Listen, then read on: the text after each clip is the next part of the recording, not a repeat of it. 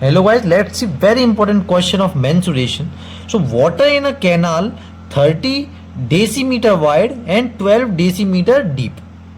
तो वाटर एक कैनाल है, मतलब देखिए इस तरह की कोई कैनाल जा रही होगी, ठीक है, इस तरह की कोई भी कैनाल है, तो जिस कैनाल का फेस होगा, फेस जो इस तरह का ही तो होगा, फेस इस तरह का कैनाल का फेस है, ये जो फेस होगा, ठीक है, इस तरह की कैनाल का फेस है, जो इसकी विड्थ है वो कितनी है 30 डेसीमीटर वाइड। अब एक डेसीमीटर 1/10 मीटर होते हैं, तो जब इसको कन्वर्ट करूंगा तो 3 मीटर्स आएगी। जो इसकी चौड़ाई है कैनाल की वो 3 मीटर है, और जो हाइट है वो कितनी है, जो ये हाइट है वो है 1.2 मीटर। ठीक है, ये कैनाल है, जो कैनाल जा रही है जिसमें पानी बह रहा है, उसकी ये डायमेंशंस दी है। तो इस कैनाल में water is flowing with a velocity, इस कैनाल में वाटर जो फ्लो कर रहा है, वो किस वेलोसिटी से फ्लो कर रहा है, वो कर रहा है 20 किलोमीटर पर आवर की वेलोसिटी से फ्लो कर रहा है। ओके, ठीक है। तो अब पूछा है कि ये कितना एरिया इरिगेट कर देगा 30 मिनट में, how much area will it irrigate in 30 minute if 9 centimetre of standing water is desired. मतलब क्या है, 30 मिनट में ये कितना एरिया इरिगेट कर देगा जब 9 सेंटीमीटर स्टैंडिंग पानी होना चाहिए। इसका मतलब क्या, खेत चाहे सर्कुलर शेप का हो, चाहे इस तरह की किसका शेप का हो, इस तरह की शेप का हो, क्यूबॉइडल शेप का हो।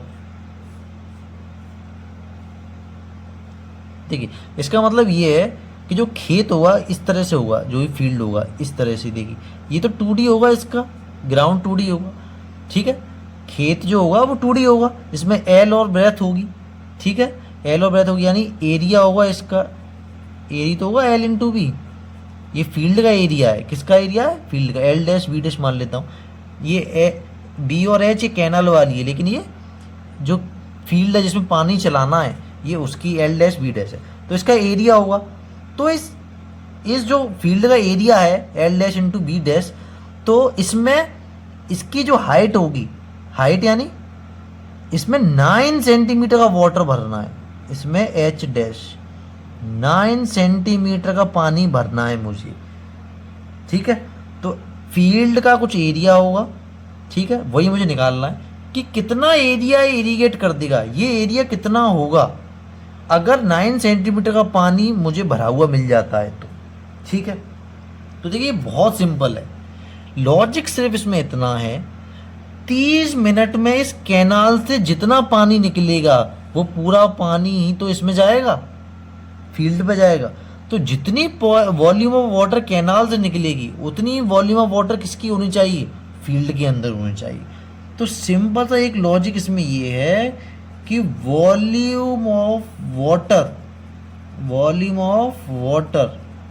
थ्रू कैनाल ये किसके बराबर होगा, volume of water in field, जिस फील्ड में पानी जा रहा है उस फील्ड में भी उतनी वॉल्यूम का पानी होगा। तो ना क्वेश्चन यहाँ पे ये है कि 30 मिनट में इस कैनाल से कितना पानी निकलेगा, ठीक है। तो देखिए अब 20 किलोमीटर पर आवर की स्पीड से ये बह रहा है, ठीक है। तो अब ये 60 मिनट्स में 60 मिनट, 1 घंटा ही तो हो गया, 60 मिनट में पानी कितना बह रहा है, 20 किलोमीटर पानी बह सकता है। अगर इसमें पानी चलाया कैनाल में तो 60 मिनट में यानी 1 घंटे में 20 किलोमीटर पानी चल सकता है, पानी 20 किलोमीटर डिस्टेंस कवर करेगा, ठीक है। तो 30 मिनट में कितना करेगा, 30 मिनट में कितना करेगा, इसका एग्जैक्ट हाफ यानी 10 किलोमीटर्स पानी कवर करेगा, यानी 10,000 मीटर्स पानी कवर करेगा लेंथ, ठीक है। तो देखिए मैं ऐसा मान के चलता हूं कि ये जो कैनाल है ये 10,000 मीटर लंबी है, तो 10,000 मीटर लंबी कैनाल में जितना पानी भरा होगा उतना ही पानी तो इसके अंदर आएगा, ठीक है, क्योंकि 30 मिनट में पानी कितनी लेंथ कवर कर सकता है, 10,000।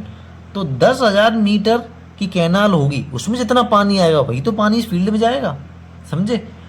एग्जैक्टली ऐसा नहीं होगा कि कैनाल 10,000 मीटर लंबी हो जाएगी, ऐसा नहीं होगा, पर ये समझने का तरीका है कि वॉल्यूम जो ये कैनाल होगी, इस कैनाल से 30 मिनट में कितने वॉल्यूम का पानी निकलेगा, वो उतनी वॉल्यूम का तो निकलेगा जितना इस स्पीड से वाटर फ्लो करा है। तो अगर ये कैनाल 10,000 मीटर लंबी हो जाए तो उसमें जितनी वॉल्यूम का पानी आएगा वही तो इस खेत के अंदर जाएगा, यही इसमें समझने वाली बात है, ठीक है।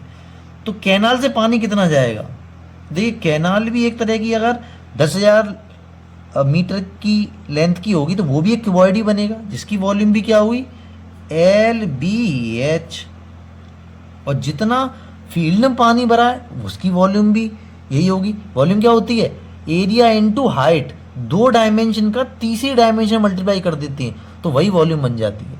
यहाँ पे जरूरी नहीं है कि रेक्टेंगुलर ही शेप का एरिया हो सकता है गोल भी हो, लेकिन आएगा तो एरिया ही।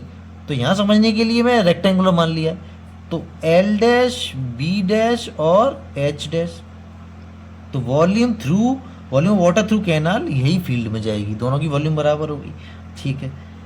तो जो कैनाल की लेंथ 10,000 हो जाएगी, ठीक है, मीटर। ब्रेथ कितनी है इसकी, 3 मीटर। हाइट कितनी है, 1.2, ठीक है। अब मुझे इन दोनों को सॉल्व नहीं मत कर देना, इनको सॉल्व नहीं करना, मुझे एरिया ही बताना है सीधे सीधे। तो L इंटू बी तो एरिया होगा, तो एरिया मुझे बताना है, और 9 सेंटीमीटर का पानी मुझे खड़ा हुआ मिलना चाहिए। अभी सेंटीमीटर में इसको मीटर में करूँगा तो 100 का डिवाइड दूंगा, ठीक है।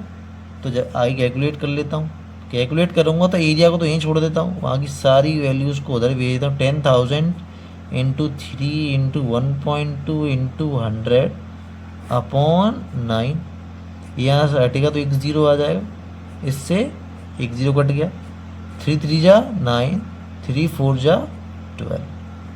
तो एरिया कितना आएगा, ये आएगा 4, 1 2 3 4 और 1 5, इतने मीटर स्क्वायर का एरिया आ जाएगा। तो यानी किसी भी कैनाल में जिसकी डायमेंशन 30 डेसीमीटर और उसकी जो हाइट है वो 12 डेसीमीटर है, और उसमें अगर वाटर 20 किलोमीटर पर आवर की स्पीड से फ्लो कर रहा है, तो 30 मिनट में वो इतने एरिया को 1 10 100 1000 10 of lakh 4 lakh metre square के एरिया को भर देगा। कितना भर देगा, 9 सेंटीमीटर तक की हाइट को भर देगा। सो इसमें ये बात समझने वाली बात थी